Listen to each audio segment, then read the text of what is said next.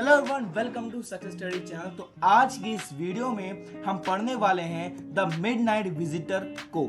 और ये जो लेक्चर होने वाला है ना भाई, ये एनिमेटेड लेक्चर होने वाला है। जी हाँ, सक्सेस स्टडी पे पहली बार हम एक चैप्टर को कंप्लीटली एनिमेटेड रख रहे हैं। तो भाई बिना कुछ सोचे समझे पहले तो इस वीडियो को लाइक कर दो यार, क्योंकि बहुत ज्यादा मेहनत लगी है इसको बनाने में। ठीक है, तो फटाफट से इस वीडियो को लाइक कर दो। आगे बढ़ते हैं, आते हैं अपने मेन चैप्टर। ठीक है, तो इस चैप्टर में हम दो लोगों के बारे में पढ़ते हैं। ठीक है, अब ये दो लोग कौन है? एक है ऑसेबल और एक है फॉलर। ठीक है, अब समझते हैं ऑसेबल कौन है, फॉलर कौन है। तो ऑसेबल जो है वो एक सीक्रेट एजेंट है, एक सीक्रेट एजेंट है, और फॉलर जो है वो एक रोमांटिक राइटर है। ऑसेबल एक सीक्रेट एजेंट है, पर जैसे कि आप इस तस्वीर में देख सकते हैं, ऑसेबल देखने से किसी भी प्रकार से एक सीक्रेट एजेंट की तरह नहीं लगता है, जैसा कि हम अपनी अलग अलग फिल्मों में देख पाते हैं। जैसे कि आपका मिशन इम्पॉसिबल हो गया, तो मिशन इम्पॉसिबल में हम देखें तो जो सीक्रेट एजेंट है,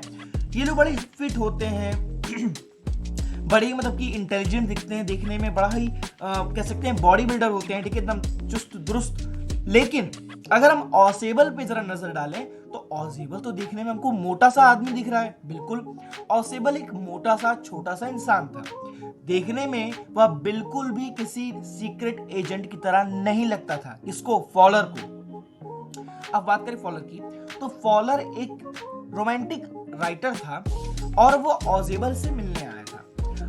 अब फॉलर तो एकदम, फॉलर का दिल टूट गया था। क्यों टूट गया था? क्योंकि भाई उसने सोचा था कि मैं जाऊंगा तो मुझे वहाँ एडवेंचरस चीजें देखने को मिलेंगी, जैसे वहाँ पे ड्रग्स देखने को मिलेंगी, मुझे वहाँ गन्स देखने को मिलेंगी, वाइन्स देखने को मिलेंगी, मुझे ब्यूटीफुल गर्ल्स जो कि मैसेज देने आती हैं स्पाई सीक्रेट एजेंट्स को, वो देखने को मिलेंगी। लेकिन मुझे तो ये सब दिखा ही नहीं। जो फॉलर था बहुत ज्यादा उदास था। ऑसेबल फॉलर से एक दुर्गंधपूर्ण गलियारे में चलते हुए फॉलर से कहता है ऑसेबल कि मुझे लगता है कि तुम बहुत ज्यादा दुखी होगे। क्यों दुखी होगे? क्योंकि तुमने जो सोचा था, तुम जो सोच के यहाँ पे आए थे, वो तुम्हें कुछ दिखा ही नहीं। तुम्हें तो एक मोटे आदमी के साथ इस फ्रेंच होटल में अपनी शाम गुजारनी पड़ रही है। फॉलर कहता है कि हाँ, बात तो आप ही कह रहे हैं। दोनों एक दूसरे से बात करते हुए एक दरवाजे खोलते हैं। ये ऑसेबल दरवाजा खोल के अंदर आता है, फिर फॉलर अंदर आता है।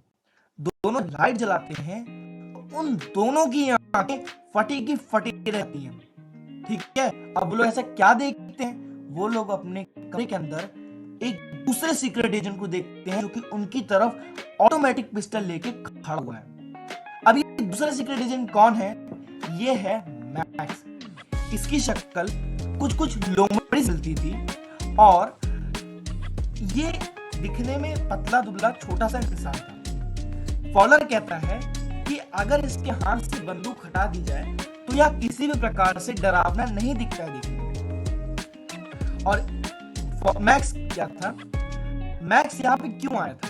अब सवाल उठता है, तो इसको बताते मैं आपको बताता हूँ। जिस रात ये सब हो रहा है, उसी रात ऑसेबल के पास एक बहुत ही इंपॉर्टेंट पेपर आने वाला था, जिसके वजह से हिस्ट्री का इतिहास, मतलब कि जो इतिहास है वो चेंज करने का दम रखता था। वो पेपर बहुत इंपॉर्टेंट पेपर था, किसी मिसाइल से रिलेटेड था।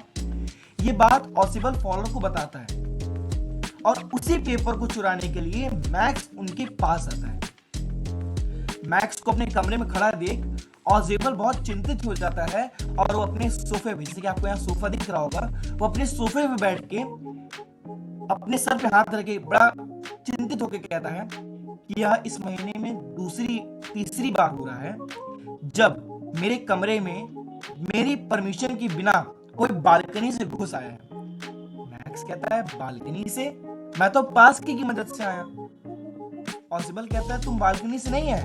मैक्स कहता है कि अगर मुझे मालूम होता कि बालकनी से रास्ता तुम्हारे कमरे तक का है तो मेरी मुश्किल तो और आसान हो जाती। ऑसेबल शांति से बैठता है और कहता है, अब की बार मैं होटल के स्टाफ की खबर लूंगा, क्योंकि उन्होंने मुझसे यह वादा किया था कि अगली बार से यह मिस्टेक दोबारा नहीं होगी। लेकिन फिर भी देखो, तुम कमरे में घुस पाए। तभी मैक्स कहता है कि तुम्हारे पास जो पेपर आने वाला है वो मेरे हाथों में ज्यादा सुरक्षित रहेगा। वह मैक्स जो होता है वह फॉलोअर से कहता है कि तुम भी बैठ जाओ, ऐसे बंदूक का इशारा करके कहता है कि तुम भी बैठ जाओ।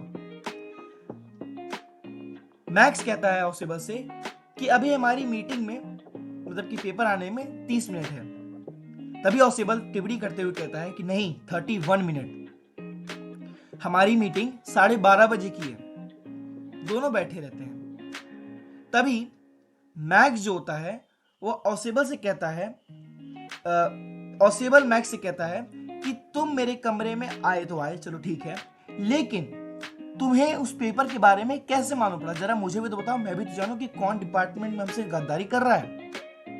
ऑसिबल मुस्कुराते हुए मतलब कि इविल स्माइल देते हुए हंसता है और कहता है उससे तुम्हें मतलब नहीं होना चाहिए। अगर आप ध्यान दो तो उनकी कमरे में एक खिड़की है। जो मैक्स होता है वो ऑसिबल से पूछता है कि तुम किस बालकनी के बारे में बात कर रहे थे? जैसे कि मैंने आपको बताया था, ऑसिबल जो था वो बहुत अच्छी कहानियां बनाने में बहुत ही अच्छा कह सकते स्टोरी टेलर था, ठीक है, बहुत अच्छी कहानियां बना लेता था वो। कौन? ऑसिबल। तो मैक्स उससे पूछता है कि तुम किस बालकनी के बारे में बात कर रहे थे?